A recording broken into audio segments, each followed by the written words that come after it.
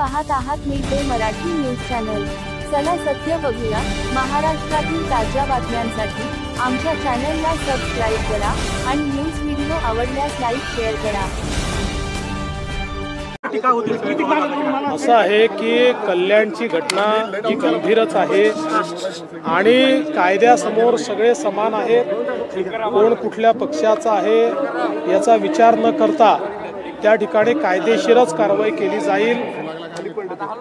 अशी कुठली घटना घडली की पोलीस स्टेशनमध्ये गोळीबार झाला याचंही सत्य आपल्याला त्या ठिकाणी काढावं लागेल। म्हणून मी या संदर्भात वरिष्ठ स्तरावरून चौकशीचे आदेश डीजींना दिलेले आहेत आणि या संदर्भात अत्यंत कडक कारवाई ही केली जाईल। सर, या संदर्भात सुप्रिया सुळे असं म्हणाले वरिष्ठ स्तरावरून करणार। सर, लालकृष्ण अडवाणी यांना भारतरत्न पुरस्कार जाहीर केला आताच नरेंद्र मोदी यांनी। मला असं वाटतं की मी आता तुमच्याकडंच मला माहिती मिळाली, मी माहिती अजून काही घेतली नाही आहे, पण जर तो जाहीर झाला असेल तर मला अतिशय आनंद आहे। कारण अडवाणीजी हे खऱ्या अर्थानं या देशाचे लोहपुरुष राहिलेले आहेत।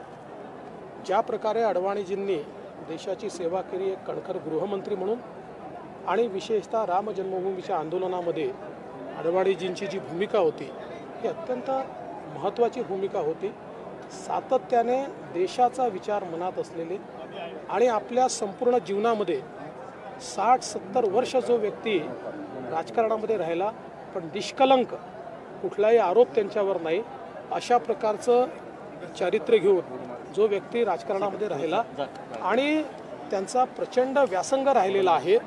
आपण जर त्यांचे विचार ऐकले, त्यांचा संघर्ष पाहिला तर मला असं वाटतं की लालकृष्ण अडवाणीजी हे एक अतिशय ज्याला लिव्हिंग लेजंड म्हणतात अशा प्रकारचं व्यक्तिमत्व आहे। त्यामुळे भारतरत्न जर त्यांना आता मिळालेलं आहे असं आपण मला सांगितलं तर हे खरोखरच मला अतिशय आनंद आहे। वैयक्तिकदृष्ट्या अतिशय समाधानाची आणि आनंदाची गोष्ट। महाराष्ट्रातील ताज्या बातम्यांसाठी आमच्या चॅनलला सबस्क्राइब करा आणि न्यूज व्हिडिओ आवडल्यास लाईक शेअर करा।